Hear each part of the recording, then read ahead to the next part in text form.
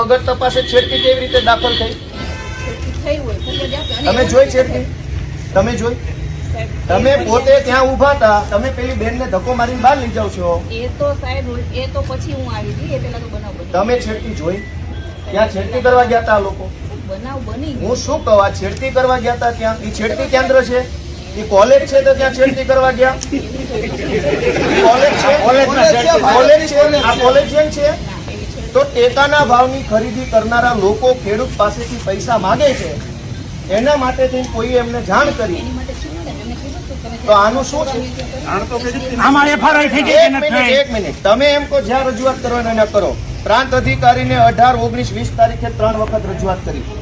RSC કલેક્ટરને 18 ને 22 તારીખે 2 વાર રજૂઆત કરી. કલેક્ટર સાહેબને 24 તારીખે મેં રજૂઆત કરી. 24 તારીખે CEO ને રજૂઆત કરી અને 24 તમને FIR આપી. હજુ તમે એમ કહો રજૂઆત કરો, તો ગુંડા તમને રજૂઆત કરવા આવ્યા હતા? બેન, ભગવાનથી ડરો, ભગવાનથી ડરો. તો ધીમે એટલે પણ હું કઈ ખાઈ ગયો? તમે અમને ઉપર ખોટા આરોપ મૂકો.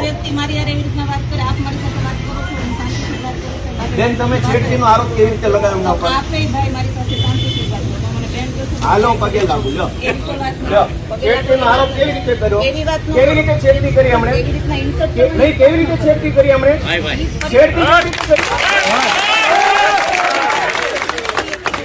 હરિયાળીનો બધું કે છે, મેં કીધું. પગે લાગુ તમને. લો, પગે લાગુ. લો, છેડતી કેવી રીતે કરી? બેન,